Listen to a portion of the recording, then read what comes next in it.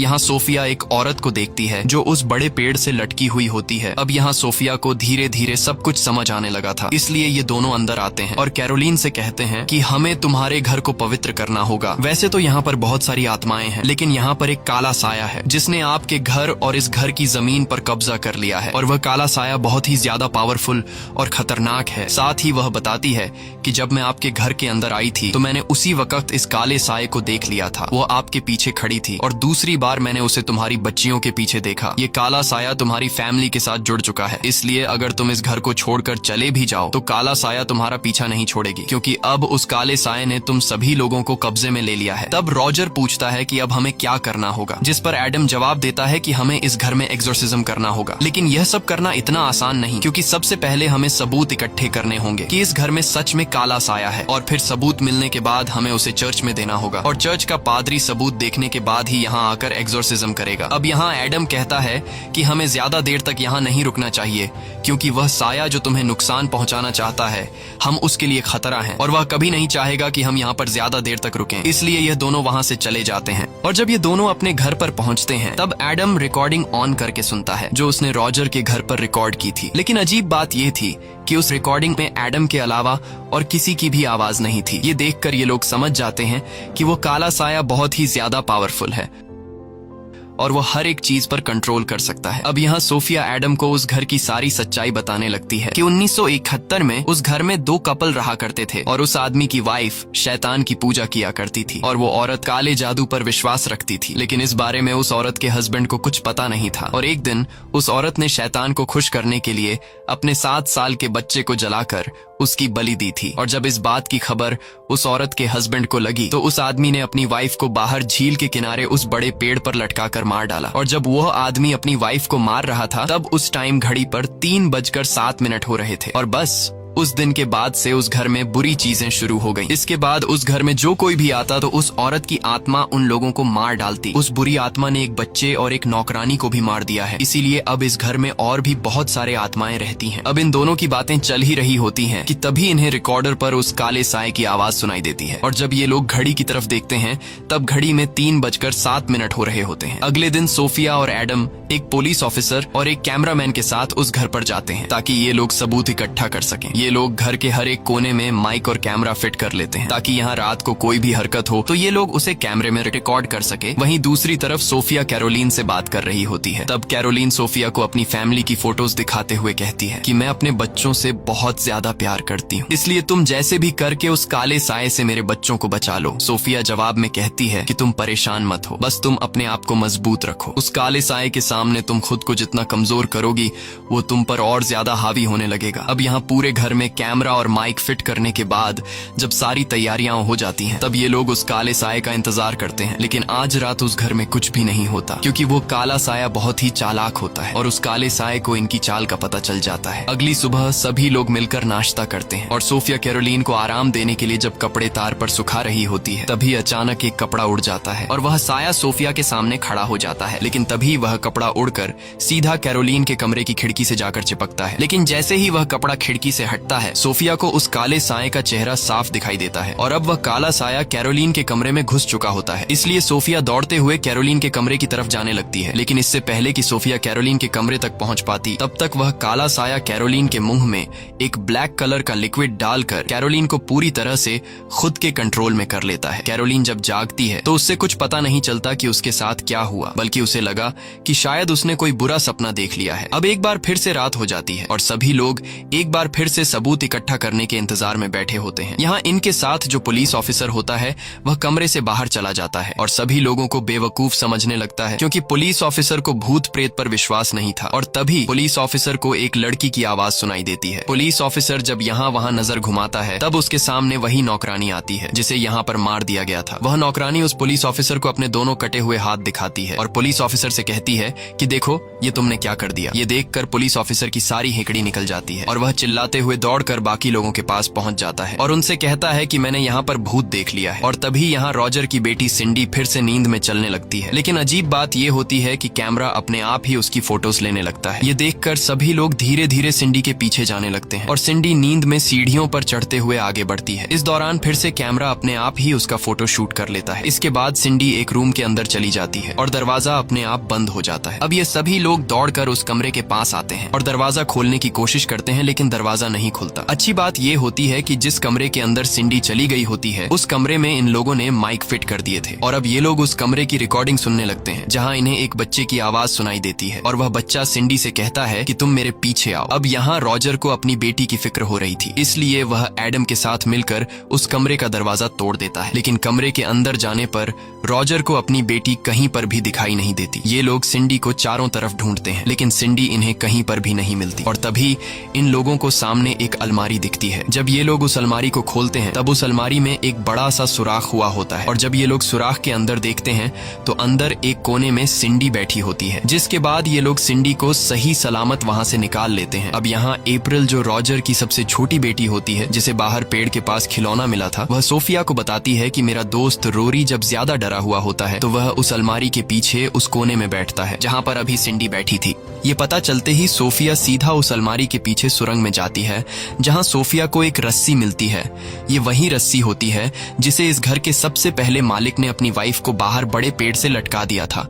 तभी अचानक सोफिया के पैरों के नीचे लकड़ी टूट जाती है और सोफिया सीधा नीचे बेसमेंट में गिरती है। वहां पर वही म्यूजिक बॉक्स भी रखा हुआ होता है और जब सोफिया उस म्यूजिक बॉक्स के शीशे में देखती है तो उसे रोरी की मॉम दिखाई देती है और तभी रोरी की मॉम उसके सामने आती है और रोरी की मॉम सोफिया से कहती है कि मैं अपने बच्चे रोरी को नहीं मारना चाहती थी, लेकिन उस शैतान ने मुझसे ये जबरदस्ती करवाया। ये सुनकर वो शैतान रोरी की मॉम को गायब कर देता है और खुद रोरी की मॉम की बॉडी में आकर सोफिया को मारने लगता है।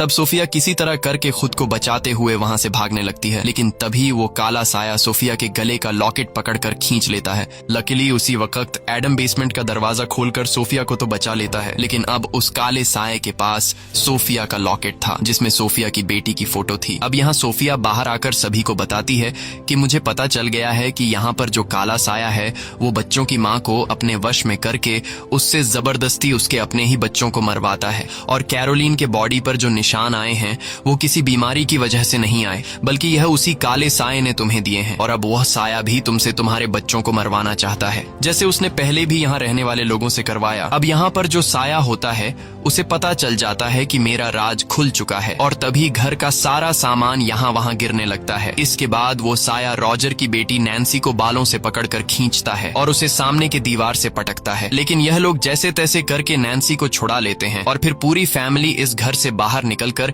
इस घर को छोड़ने का फैसला कर लेते हैं, क्योंकि अब उनके पास सबूत भी आ चुके हैं जिससे यह लोग चर्च में दिखा सकते हैं। अब जैसे ही यह लोग यहाँ से जाने वाले होते हैं तभी सोफिया को पास के झील के पानी से अपनी बेटी की आवाज सुनाई देती है, जिसे सुनकर सोफिया घबरा जाती है और वो झील की तरफ जाती है, जहाँ झील के पानी में उसे अपनी बेटी की मरी हुई लाश दिखाई देती है। यह देखकर सोफिया बहुत ज्यादा डर जाती है और वो जल्दी से घर में वापस आकर अपने घर कॉल करके अपनी बेटी से बात करती है और उसे पता चलता है कि उसकी बेटी सही सलामत है। ये सब सुनकर सोफिया सुकून की सांस लेती है, लेकिन वह अपने हस्बैंड के गले लगकर रोते हुए कहती है कि यह उस काले साये की तरफ से हमें वार्निंग दी जा रही है। इसके बाद सोफिया और एडम चर्च के पादरी के पास पहुंचते हैं और उसे सारे सबूत दिखाते हैं। पादरी उन फोटोज में उस काले साये को देख लेता है, लेकिन पादरी कहता है कि हमें एक्सोर्सिज्म के लिए आगे से परमिशन लेनी होगी, जिसमें कुछ दिन लग सकते हैं। वहीं वह काला साया जान जाता है कि एडम और सोफिया को वार्निंग देने के बावजूद भी यह लोग अपने काम से पीछे नहीं हट रहे, इसलिए वो काला साया सोफिया की बेटी के पास जाता है जो अपने रूम में सो रही होती है और तभी वह काला साया सोफिया की बेटी का पांव खींच लेता है। दरअसल यह काला साया यहाँ तक उस लॉकेट की वजह से पहुंच गया होता है, जो लॉकेट सोफिया से बेसमेंट में रह गया था, जिसमें सोफिया की बेटी की फोटो होती है। अब यहाँ वो साया जैसे ही सोफिया की बेटी को नुकसान पहुंचाने वाला होता है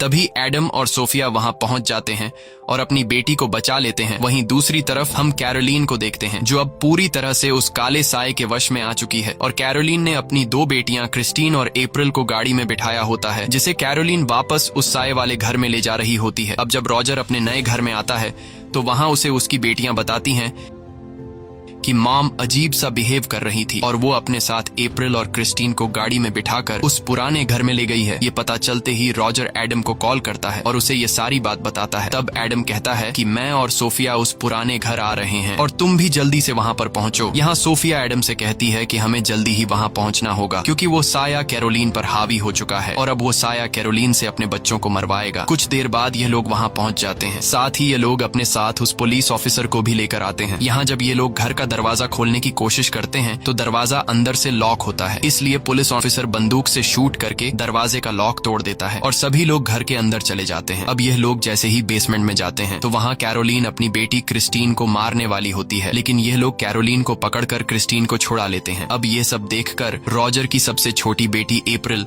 घर के किसी कोने में छुप जाती है और यह सभी लोग कैरोलीन को पकड़कर घर के बाहर लाने की कोशिश करते हैं, लेकिन जैसे ही कैरोलीन घर के बाहर कदम रखती है तब उसके चेहरे पर अजीब से निशान निकल आते हैं जिससे वो बुरी तरह से जलने लगती है। यह देखकर सोफिया समझ जाती है कि वो काला साया कैरोलीन को घर से बाहर जाने नहीं देगा। अगर हम इसे जबरदस्ती करके बाहर ले गए तो ये मर जाएगी, इसलिए यह लोग कैरोलीन को छोड़ देते हैं और इनके छोड़ते ही कैरोलीन को वो साया खींचकर बेसमेंट में ले जाती है। इसके बाद ये सभी लोग कैरोलीन के पीछे बेसमेंट में जाते हैं जहाँ कैरोलीन बहुत ज्यादा गुस्से में होती है और इन लोगों से कंट्रोल नहीं होती। तभी कैरोलीन उस पुलिस ऑफिसर को काट लेती है जिससे उस पुलिस ऑफिसर के कान से खून निकलने लगता है। पर ये लोग जैसे तैसे करके कैरोलीन को पकड़कर उसे कुर्सी के साथ बांध लेते हैं। वहीं दूसरी तरफ एडम का एक साथी अप्रैल को ढूंढने लगता है जो कुछ देर पहले डर के मारे घर के किसी कोने में छुप गई होती है। अब यहाँ एडम कहता है कि हमें पादरी को बुलाकर इस जगह को पवित्र करना होगा, लेकिन सोफिया कहती है कि पादरी को यहाँ आने में टाइम लगेगा। जब तक पादरी यहाँ आएंगे तब तक कैरोलीन बच नहीं पाएगी, इसलिए अब एडम खुद एग्जॉर्सिज्म करने के लिए तैयार हो जाता है। तब सोफिया एडम से कहती है कि ऐसा करना बहुत ही खतरनाक है, इसमें तुम्हारी जान भी जा सकती है, लेकिन एडम कहता है कि मुझे ऊपर वाले ने इसी काम के लिए बनाया है। इसके बाद एडम किताब पढ़ना शुरू कर देता है और एडम के मंत्र पढ़ने से उस काले साए को तकलीफ होने लगती है जिस वजह से कैरोलीन के मुंह से खून निकलने लगता है, लेकिन एडम नहीं रुकता और मंत्र पढ़ता जाता है। अब देखते ही देखते बेसमेंट की जमीन हिलने लगती है और घर के बाहर काले कौवे आकर मंडराने लगते हैं और जिस कुर्सी पर कैरोलीन बैठी होती है वह अपने आप ही हवा में उड़ जाती है। यह देखकर एडम और भी तेजी से मंत्र पढ़ने लगता है और तभी वह कुर्सी उलट जाती है। अब वह काला साया एडम के मंत्र को रोकने के लिए उस कुर्सी को नीचे जमीन पर गिरा देता है जिससे वह कुर्सी टूट जाती है और कैरोलीन आजाद हो जाती है। वहीं दूसरी तरफ एडम का जो साथी अप्रैल को ढूंढ रहा होता है उससे अप्रैल मिल जाती है और एडम का साथी जोर से बोलता है कि मुझे अप्रैल मिल चुकी है। वह किचन के नीचे है और यह आवाज कैरोलीन भी सुन लेती है, जिसे सुनकर कैरोलीन अप्रैल को मारने के लिए दौड़ती है और वह अप्रैल के काफी करीब पहुंच जाती है। अब कैरोलीन जैसे ही कैंची उठाकर अप्रैल को मारने वाली होती है तभी वहां पर एडम आकर एग्जॉर्सिज्म कंप्लीट कर देता है। एग्जॉर्सिज्म कंप्लीट होने के बाद वह शैतान कमजोर होने लगता है और अब यहाँ एडम उस शैतान का असली नाम पुकारता है और कहता है कि बेंसी माँ, मैं तुम्हें कसम देता हूँ कि ईश्वर की मर्जी से तुम वापस नरक चले जाओ। अपना असली नाम सुनकर उस शैतान को कुछ होने लगता है, लेकिन अब भी वह कैरोलीन की जान छोड़ने को तैयार नहीं था। पर तभी यहाँ सोफिया ऊपर के एक सुरंग से अपना हाथ निकालकर कैरोलीन के सर पर रखती है और उसका हौसला बढ़ाती है और कहती है कि तुम इस शैतान को हरा सकती हो, बस अपने आप को मजबूत रखो। साथ ही सोफिया कैरोलीन को उसकी फैमिली के अच्छे पल याद करवाती है और कहती है कि याद है तुमने मुझसे कहा था कि तुम अपनी फैमिली से बहुत ज्यादा प्यार करती हो। और कैरोलीन अपनी फैमिली को याद करके होश में आने लगती है और आखिर में कैरोलीन की फैमिली और उसके बच्चों की यादें उस शैतान को उससे दूर कर देती है। अब कैरोलीन धीरे धीरे वापस नॉर्मल हालत में आने लगती है और वह शैतान कैरोलीन की बॉडी को छोड़कर चला जाता है। होश में आने के बाद कैरोलीन अपने बच्चों को गले लगाती है और इसी के साथ सच्ची कहानी पर बनाई गई ये फिल्म खत्म हो जाती है। अगर आपको ये वीडियो अच्छी लगी हो तो हमारे चैनल को सब्सक्राइब और वीडियो को लाइक जरूर कीजिएगा।